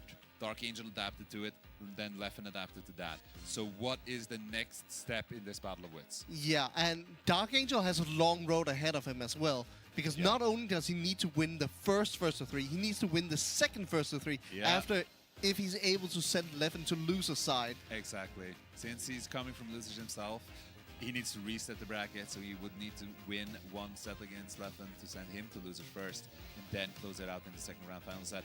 But Leffen, if he just wins the first set, it's over. Yeah, yeah. We're looking at a potentially really long set, and between these players who has already shown incredible ability to adapt to other people's playstyles, this could be a match for the ages. Absolutely, and you know, we're only 1 month into Fatal Fury. We've already seen a few sets that were like really impactful, and funnily enough, Goichi, you know, Goichi, he was in one of the most famous Dragon Ball Fighter sets back in the day. Yep. And he's already made his mark with one of the most famous Fatal Fury City of Wolves sets back at Combo Breaker. The other person in that Dragon Ball Fighter set was Leffen. Yes, so, sir. You know, yes, sir. We might have some poetry brewing here before Leffen and Goichi even fight each other in this game. Fatal Fury City of the Wolves is just the battleground of legendary rivalries coming back once again.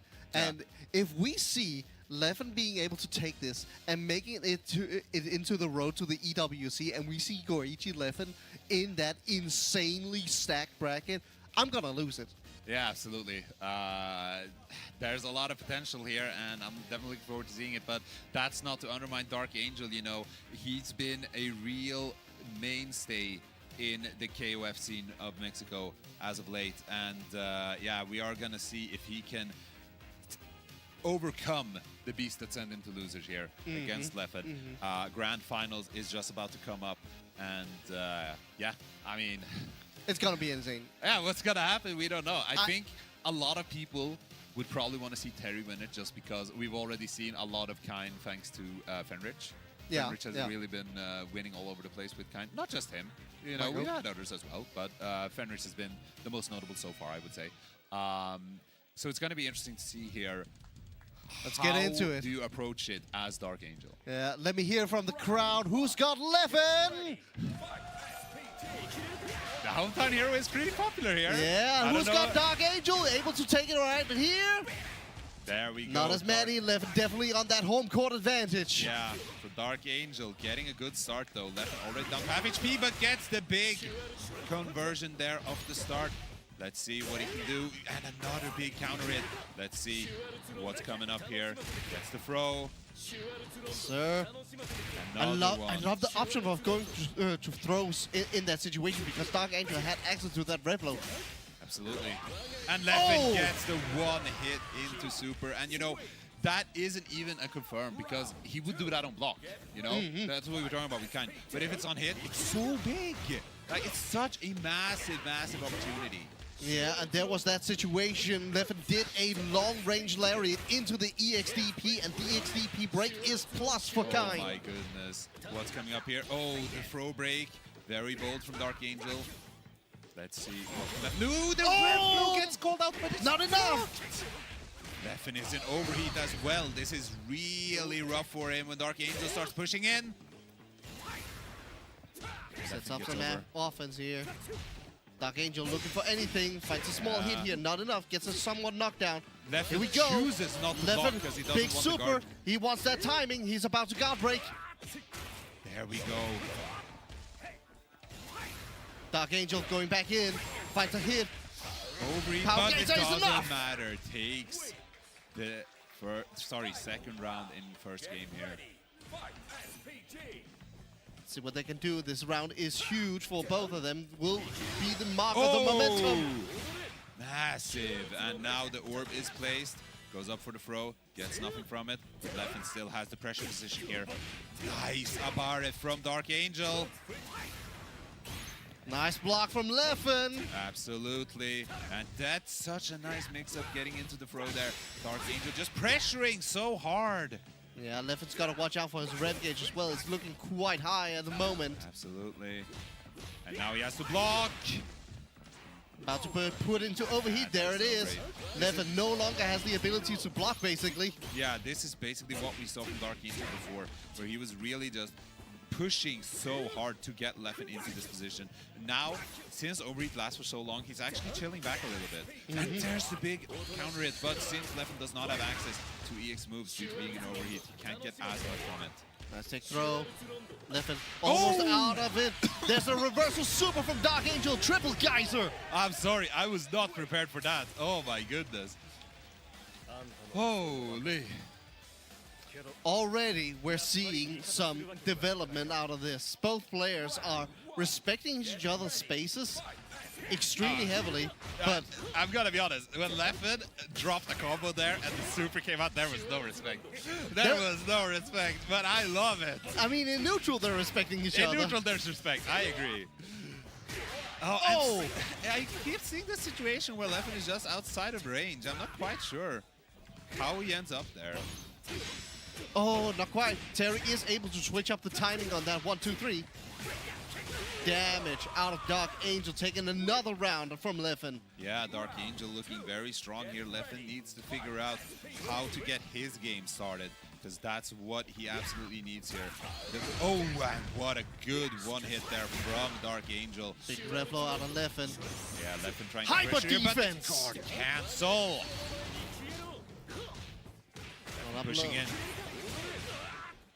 Let's see what's coming up here. Okay, good block. Leffen, no SPG of his own, not able to react with a reflow. Oh, he was. If Leffen had anticipated that would be a real one, he could have gotten so much damage there. Yeah, he did get nice. DARKANGEL into overheat, so now it's time to block, except you can't. There's the God Crush. Nice, and Leffen gets a proper conversion this time. Let's see what's coming up. The overhead! Oh. Impressive stuff out of Leffen. We've already seen a big development out of Leffen. Instead of going for full screen lariats on round side, he's resorted to going for fireballs here. Yeah, and that is interesting. It actually does help give him a lot of time to consider where his rev gauge is at and what the situation of the match is as well.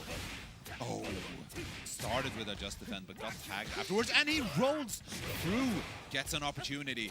Not gonna let go, but he waits. We're answering back immediately. Oh, wild punish into another power, guys, and now Leffen is on a pixel health, even a throw. Oh! DARKANGEL is swinging for defenses here, and Leffen not able to adapt. Let's see what they can do here. It's still the first set of grand finals, but DARKANGEL looking so incredibly strong with a 2-0 right now. Yeah, absolutely. What you're seeing DARKANGEL throw out power geysers left and right, confirming from single hits. Absolutely, and that is the button. The heavy kick coming out there. Yeah, it's so good. And Leffen just has to respect it right now. Hasn't really found an answer to it yet. Yeah, I think it's difficult to deal with. It does feel like it's at the exact range where it's annoying. Okay. Too far away. Yeah, trading sweeps there. Yeah. So Leffen trying to find an opportunity here. Actually gets caught on the landing. Yeah, Leffen definitely wanted to just defend against whatever anti-option DARKANGEL went for. Yeah, absolutely. And gets tagged on the return there. SDP. Yeah, gets out, but DARKANGEL still in a very good position. Gets the crumple. One round away from resetting the bracket here. DARKANGEL looking so confident, so strong right now. Leffen looking for an answer to some of these buttons that DARKANGEL is putting out. DARKANGEL making Terry look so menacing. Those feints make it really difficult to see what he really wants to do. There we go. Leffen finding an opening. Oh, rolling out, but Leffen still with the pressure. The rev gauge here is mounting up for DARKANGEL. Nice Abare, but Leffen not sure of the range anymore, so he isn't going for that follow-up since it's whiffed so many times. Just defends all of it, but gets clipped by a low right there. Red blow out of it. Unfortunate for Leffen. Now finds himself in the corner, but what an answer. That's going to be massive damage into hard knockdown. Doesn't set up orbs, doesn't want it. There we go. Lost. Yep, you have to respect that. Leffen showing some signs of life here, trying to figure out how to stop the momentum that's running with DARKANGEL. Oh my god, what an answer from DARKANGEL, able to punish that red blow with almost 50% of health. Yeah, that's such a good start. And Leffen There's another looking one. helpless in this round. Is it going to be reset? It is! Grand Finals reset. DARKANGEL, quick 3-0 here against the hometown hero, Leffen. Let's see what Leffen can do to adapt and turn this around, because Dark Angel has all the momentum in the world here to try and grab not only the SNK World Championship qualifier spot, but also the Esports World Cup spot. Yeah, absolutely. These players have already played 8 games total in this top 8. So they have a lot of data on each other. And so far, it's seeming like Dark Angel has gotten the most out of this data. Just able to trounce Leffen with that perfect spacing into that standing heavy kick. Absolutely, and it really feels like it's kind of become a battle of spacing where Dark Angel is able to put himself at the exact ranges where Leffen really doesn't want him, and Leffen is not able to force him out of those positions. Yeah. Leffen still going back for that wonderful spacing playstyle on round start. Yeah, he pushes in but gets punished. Getting up cancel into a different special up bit. Oh, that's a nasty cross up there in the corner. It's so difficult to see at times. Oh, Leffen gets clipped a little bit again. Tick throw setup. Dark Angel going so hard here against Leffen. Dark Angel playing so well, man. Absolutely. See what Leffen can figure out. Leffen, again, resorting to this fireball style. Doesn't really want to commit to anything big, because every time he's done something, Dark Angel has been able to punish it accordingly. Yep. Leffen taking some distance here, but gets a big hit. Yeah, that's going to be good conversion. Rolls out, and Leffen not ready for it. No more SPG for Leffen. Gets hit by an overhead. No, not able to confirm it into damage, though. Leffen just pursuing here, but the rev blow coming out on Dark Angel's side. Leffen is on. There's a big hit. Gets a second one. Yeah, with the EX moves is enough. I was about to say Leffen was also in a one-touch situation. Dark Angel would have been able to kill if he got a single decent hit. Yeah. Nice air block. This is already looking a bit more competitive than the first set. Let's see what the adaptations are going to be. Leffen putting on the pressure. Not even going for the orbs anymore. There it is. And that's why you don't. Yeah, I mean, he needs to put something out for Wake Up, but he has consistently been struggling with this. Yeah, I think the security. Oh, nice! That's a massive, massive hit. Very nice. Taking game 1. He's on the board. He's on the board. Yes. This is the final set of the tournament. We have the bracket reset, and Leffen taking the early advantage here with 1 game up. Oh, Rev blow right through that power wave. And the DP, Dark Angel showing absolutely no fear. Leffen getting the corner position again here. Let's see what he has. He runs in after the jab. Lots of damage incoming. Oh, this time he was ready for the roll. And that's able going to build a bar as well. Burns the meter there to finish it out. Leffen trying to start his own momentum here. Is Dark Angel going to be able to answer? Good hit from Leffen. Gonna get the full corner once more. Gets the setup. What's he gonna do? Pressure. Didn't lead to anything. That looked really good for Dark Angel. Leffen just trying to find a gap to press some buttons right now, but Dark Angel's not leaving any. Not any he can use anyway. Now Leffen on low health. Needs to find a way in again. And he's pushing the Just Defend coming out. Leffen does not get the mix-up this time. Dark Angel able to defend perfectly right now. But defending so well that Dark Angel accidentally put himself out of SPG range. Yeah. That's interesting, actually. But now he's back in it. Oh, gets tagged by the light, and Dark Angel taking a round here. Game 2. Get ready. Fight. What are we gonna do? Leffen did switch up his round start option in the previous round. Now going back to playing sort of patiently. But his patience puts Dark Angel into the corner. Now Dark Angel has to guess. Orbs on. There's the throw. What's coming next? Nothing. I love how Leffen is just respecting the many times Dark Angel has answered with a power wave. That is gigantic. Hot knockdown, time to guess. Nice tech on the throw. Oh, throws out the heavy. Dark Angel getting a massive conversion here. What's the wake-up situation? Not enough. Get anything. Playing patiently. Oh, gets the jab. Leffen gonna try to push in again, but gets hit, and that should be game 2. 1-1 here. Dark Angel taking the second game. in the final set of Headstomper 2025's Fatal Fury City of the Wolves tournament. Dark Angel did press on Leffen's plus frames, but Leffen went for a heavy, thinking that he had already established that it was not worth pressing there. Yeah, Dark Angel definitely showing absolutely no fear, and that's kind of what we were talking about earlier in their first set back in the winner's Oh, this side. could be huge! That's what Dark Angel needs! Yeah, Big damage! This is gonna be a lot. What can Leffen do to respond? He tries to do something, gets tagged for it. Another throw. And another throw! One. And there, Leffen actually manages to get out, but that's such a life discrepancy here. All Dark Angel needs is a single heavy. There's and there it the is! Heavy. Yeah, we were talking in winners finals about how Leffen wouldn't stay afraid, but now it's Dark Angel who isn't staying afraid. He is showing absolutely no fear in his decision making here, and it's throwing Leffen off. Oh, nice cross up there. Leffen able to defend against it, but not the throw. And there's a wild punish, and that's gonna be enough for the round.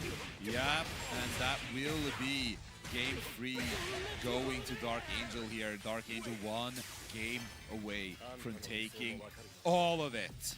Leffen going into the tank, picking character select, wants as much time as possible. Just think about these situations that he's been put in. Yeah, I think we aren't going to see a character switch from Leffen here, but I'm not sure. He definitely is the type of player to try a bunch of different characters, but I'm pretty sure he's going to stick with Kain here. Kain is the character he's been labbing the most. Been labbing a whole lot against Hokuto Maru, not as much against Terry, just because Terry's not as much of a tournament character threat. Not a whole lot of top players on it, but Dark Angel able to use that to his benefit, using those unfamiliar ranges. Yeah, absolutely. And Terry is one of those characters where people definitely talk well about him, but he's never in the conversation for top characters. And you know, early in a game, that's gonna mess you up. And good start here from Dark Angel, getting that massive starter once more. Just defend, tries to make something happen is Leffen, but not enough. Fireballs out. Some distance here. Trying to move forward, but it's difficult. It's just defense from Dark Angel, looking so nice, and that's a perfect backdash into a wild punish. Not enough for the super. Nice Abare from Leffen though, but he needs a lot here. That is a good call out. But he's in overheat. He blocked too much. Yeah, this is really, really rough for Leffen. But he sets up a situation. He puts him in overheat.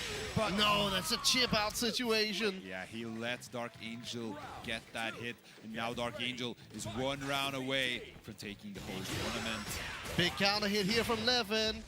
Starts up his momentum. Able to find another hit. Is he gonna get Dark Angel out of SPG? Yes, he is. Time to guess. What's he gonna... Oh, the DP coming out, but that's fine.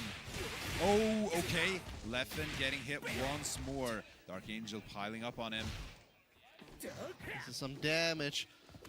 Oh, there's the throw. These throws have been doing a lot for him. Nice.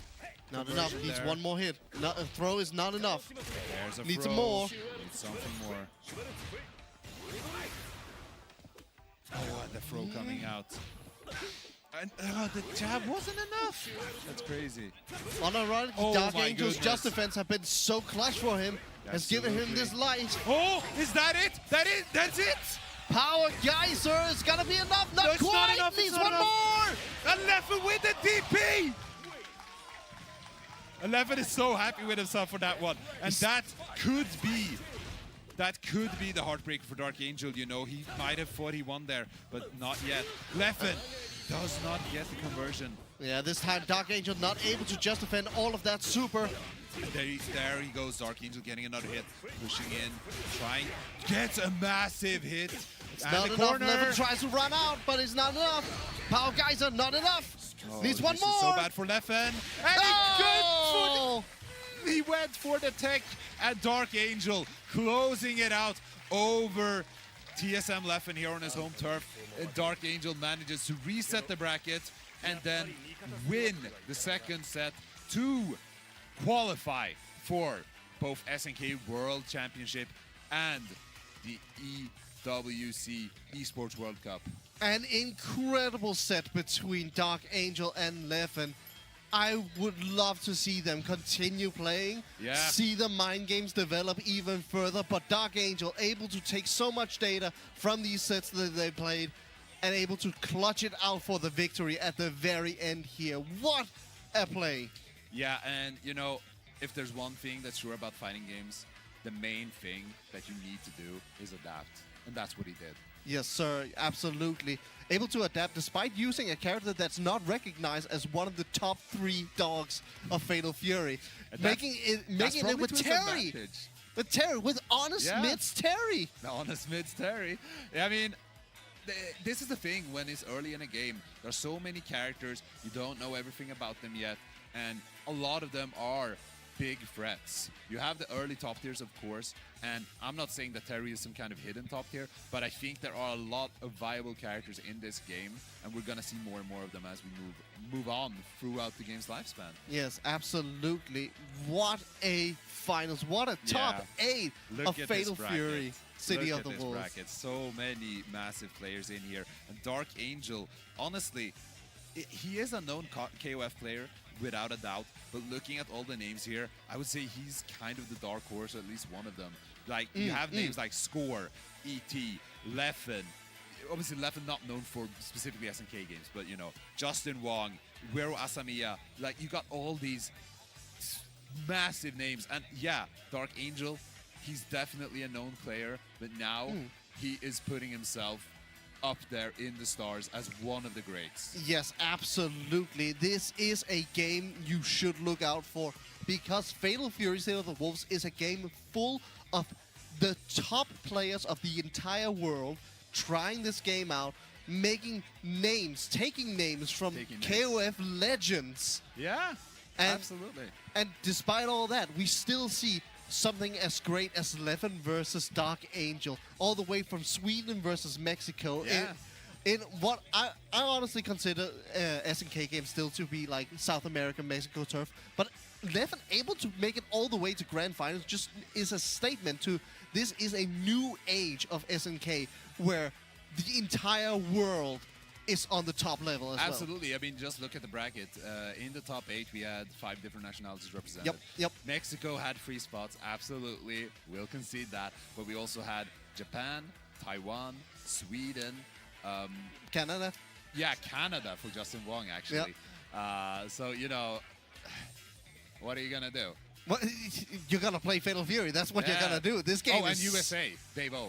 Yeah, right. Yeah, of course. I got thrown off with Justin there. Yeah. But Justin does represent Canada. Yeah, but this game is incredible. I love this game. The defensive options you have in this game are beyond what many other games have. There's so much execution. There's so much spacing, timing. Neutral play is incredibly high. If there's something you're frustrated about in this game, you can lab it out and find the perfect answer to it. Yeah, of course. And that's what people are going to do now. Everyone who watched this is going to be like, I think I need to drop into training modes. I need to check Terry. Yeah. And yeah, that's going to be it for us. You know, Fatal Fury, City of the Wolves, amazing game. Hope you enjoyed the top 8. I've been Majin Tensionan. I've been Homborn. Yeah. And we're going to send it over to the award ceremony. And don't go anywhere, because we will be back with Tekken 8 here at HEADSTOMPER. Absolutely. So thank you everyone for tuning in, and I hope to see you next time.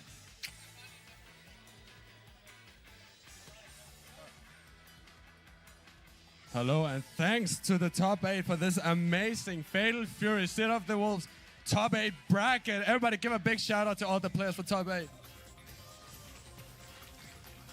And for all the viewers watching, thank you. So without further ado, let's introduce our top 8. At 7th, Justin Wong. We'll send him a smell, he's not here right now. And another 7, we got Score.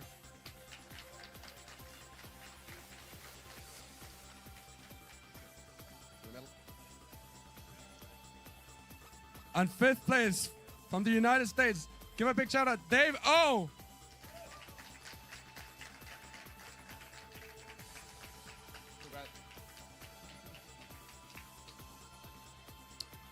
On a shared 5th place, can we get a big hand from Mexico, SHADOWX.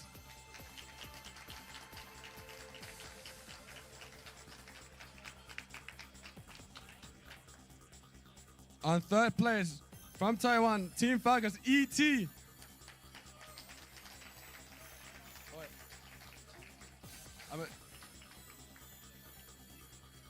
Okay, well.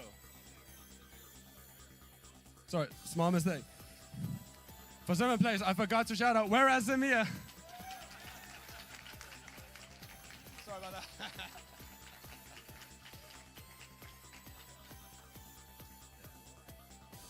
Can we get for a second place, LEFFEN?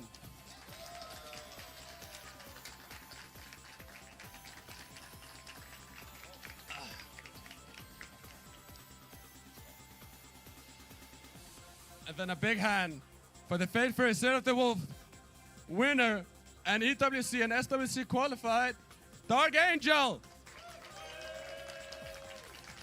Congrats. And got.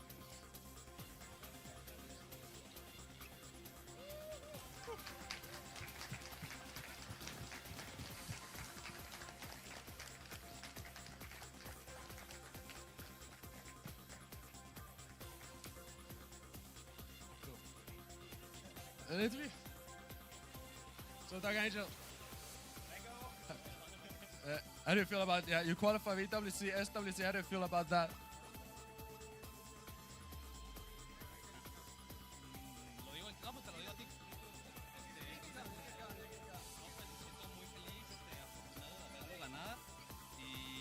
Y representar a México es un gran orgullo para mí. I'm very happy for being able to win. I'm very proud of made it, and I will be representing Mexico with all of my power.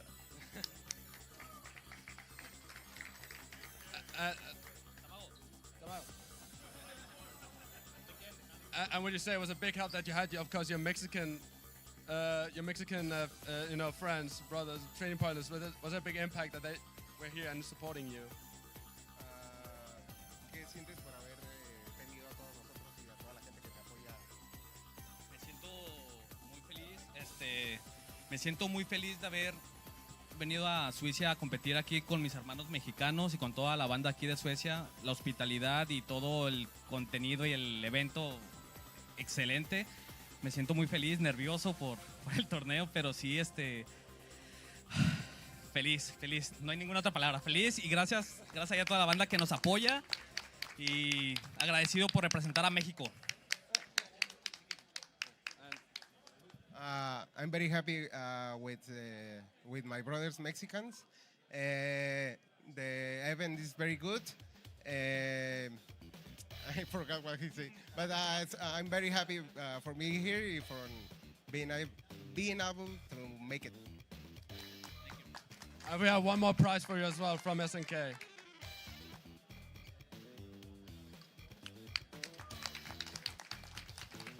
Thank you all for watching and stay tuned for Tekken Top 8.